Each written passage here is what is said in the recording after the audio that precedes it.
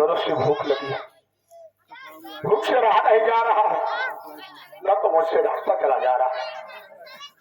सामने एक मकान दिखाई दे रहा है, सोच रहा हूँ दरवाजे पर चलता हूँ, खाने के लिए रोटी का सवाल करता हूँ। अगर मुझे रोटी मिल जाए तो अपने दोस्त को मिला कर मैं वहां से आगे चला जाऊँ। ऐसा हो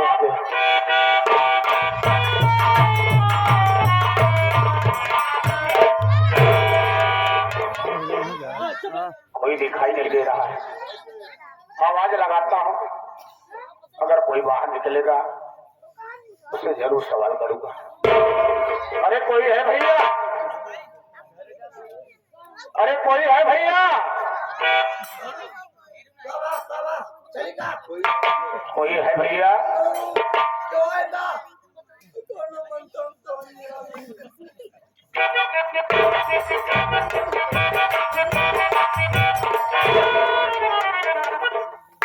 नमस्ते भैया। नमस्ते नमस्ते। कैसे भैया? बड़ी जोरों से भूख लगी भैया, अगर हो सके तो एक टुकड़ा रोटी खिला दो। रोटी गया रोटी नहीं है, भाते खिला दो।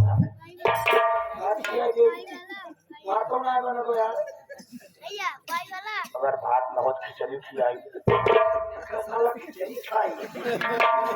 खिचड़ी खवाएगा, खिचड़ी खवा दे तो खाना कुछ में धर्मों पर। मेरे कहने का मतलब नहीं समझ पाए भैया।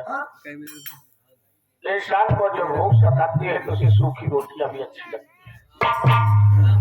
मजाक करने समझते भाई, लेकिन जब तू हमका समझता मोही ना जो आई तू हमका समझ नहीं पाता। मैं समझा नहीं भैया। मेरे भाई मैं इस घर का नौकर हूँ, मैं भी आपके जैसा हूँ भैया।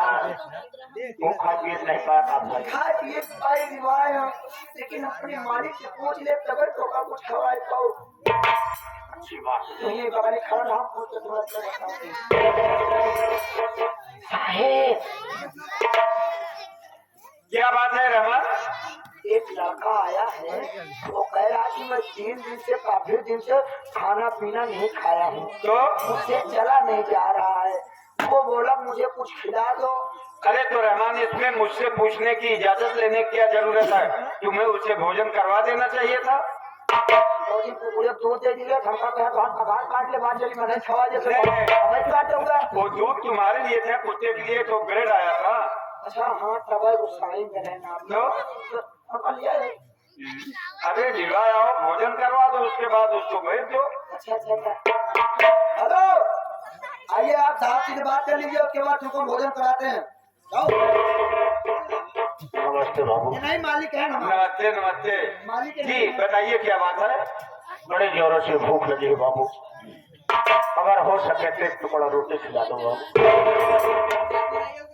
बड़ी जोरों से भूख लगी हुई? हाँ बाबू। शरीर से तो स्वस्थ दिखाई दे रहे हो, क्यों कहीं कोई काम धंधा नहीं मिला क्या जो इधर उधर भटक रहे हो? इंसान की लाचारियां सब कुछ करा देती है बाबू। कैसी लाचारी जो आप भूखे चल रहे हो? जानना चाहते हैं आप? बिल्कुल, उन्हें मैं बताऊंगा बाबू। बताइए।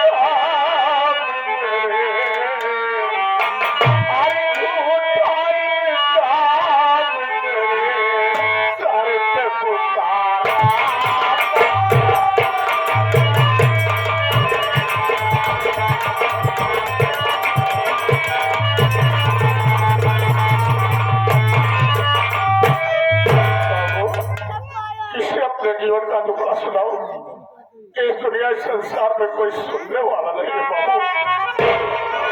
बेटा अपनी बात साफ साफ विस्तार पूर्वक बताइए, क्या बात है, कहाँ के रहने वाले हो, क्या तुम्हारा नाम है, और अपने इस सरल जीवन से कैसे विचलित होकर इधर उधर भटक रहे हो। आप ऐसे एक इंसान है जिस गरीब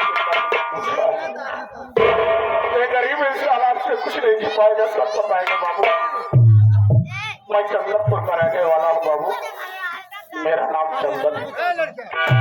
घर में मेरे बाबू जी जिन्हें सेठ नारायण बाबू कहते हैं।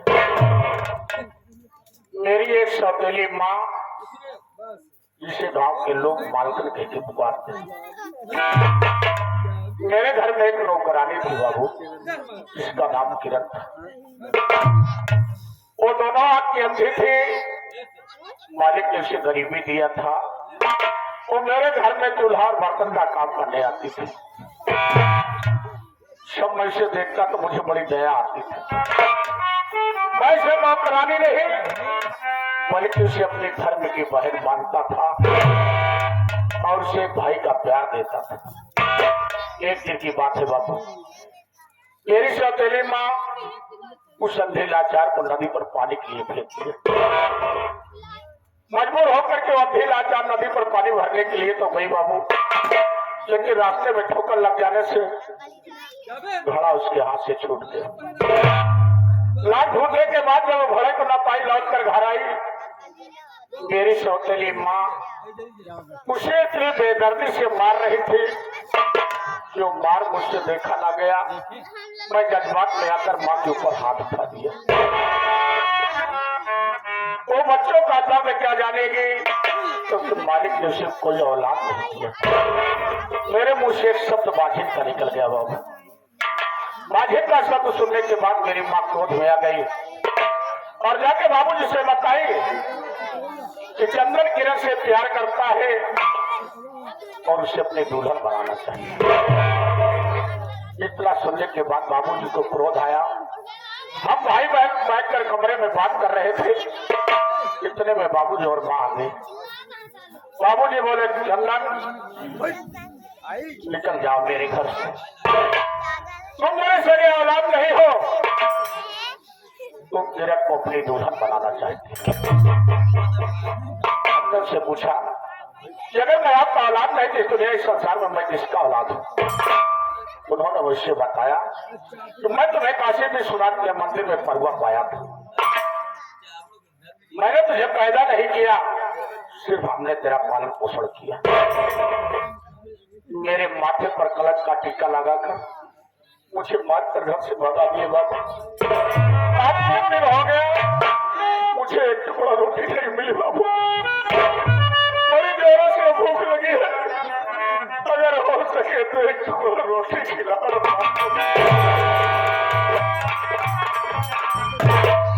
बेटा चंदन, सबसे महत्वपूर्ण बात तुम्हारी ये है कि तुम्हारे घर में एक नौकरानी थी। उस नौकरानी को आप नौकरानी नहीं बल्कि अपने सगी बहन से भी बढ़कर मानता था, जिसे दोनों आंख से दिखाई नहीं देता था। तुम्हारे माता पिता तुम भाई बहन के चरित्रहीनता का आरोप लगाकर तुमको घर से बाहर निकाल दिया। चंदन बेटा, तुम तो बड़े महान व्यक्तित्व के इंसान हो, लेकिन जब से मेरे पास आए हो, बार बार बाबू शब्द कहने के बाद मुझे आज ऐसा लग रहा है जैसे इस सूखी नदियों में फिर से जल प्रवाह होने वाला हो। ये क्या है बाबू, क्या आपके पास कोई नहीं? चंदन, मेरे पास सब कुछ है, धन दौलत मोटर गाड़ी बंगला सब कुछ है, लेकिन आज तक मुझे कोई बाबू कहने वाला नहीं मिला। आपके बाबू शब्द कहने के बाद मैं ये सोच रहा हूँ कि बेटा चंदन, तुम मेरा बेटा बनकर मेरे ही घर पर रहो। ये हमारी इच्छा है, मेरी इच्छा को स्वीकार कर लो। वाह बाबू, कौन ऐसा इंसान है जो बदनसीब को अपना बेटा बना ले बाबू। आपके मुखारबिन से सुनने के बाद मुझे तो अपार खुशी मिल रही है कि कोई मुझे अपना बनाना चाहता है। धन्य है तुम्हारे माता पिता जो ऐसे संस्कारी पुत्र को जन्म दिया। मैं आज से तुम्हें अपने बेटे के रूप में स्वीकार करता हूँ और इस संपत्ति, इस शंकर लाल के बाद आज से इस संपत्ति का मालिक मैं नहीं बल्कि मेरा बेटा चंदन होगा। ले लो घर की चाबी और रहमान तुम्हें घर के कार्यों के बारे में जानकारी देगा। वाह वाह, आप इंसान नहीं, आप तो परमात्मा है। जो एक अनजान अनाथ को आपने सहारा दिया और अपना बेटा स्वीकार किया।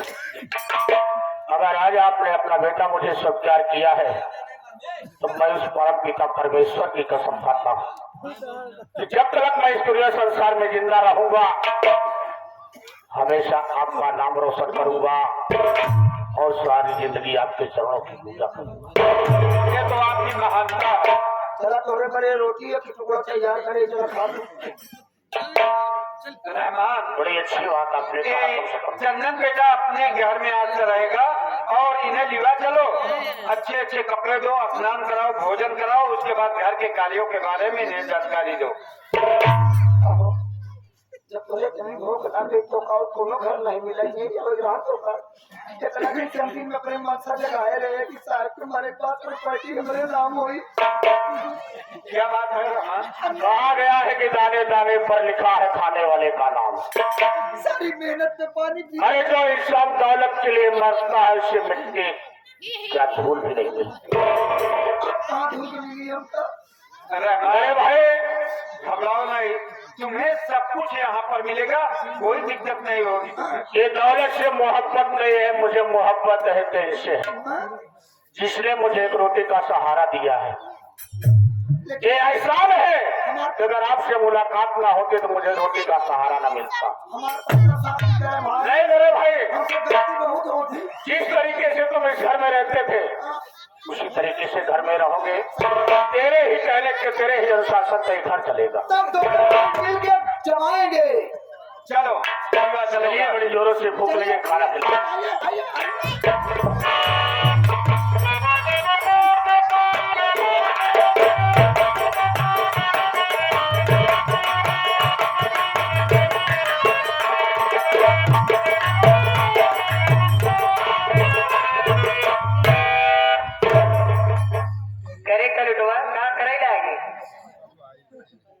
सुल्तान सिंह, अरे आओ यार जल्दी से। कि तुम कोशिश करना वादा कभी न करना, तो भूल जाएगा।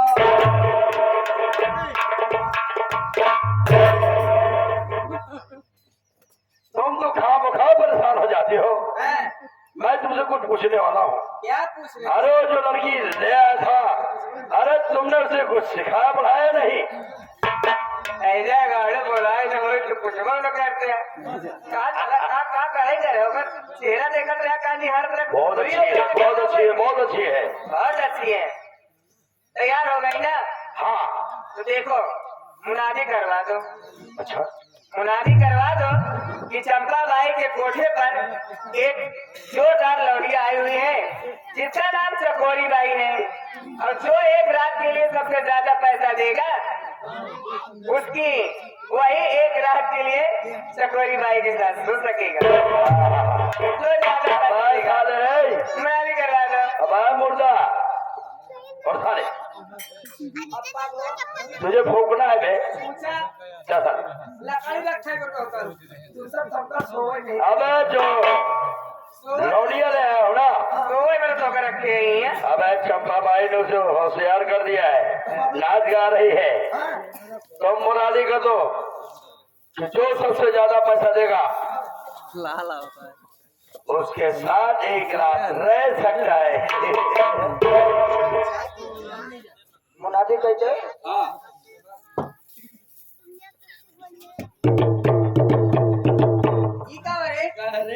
क्या है? बोल बोल बोल बोल बोल बोल। हाथ बोलो पीठ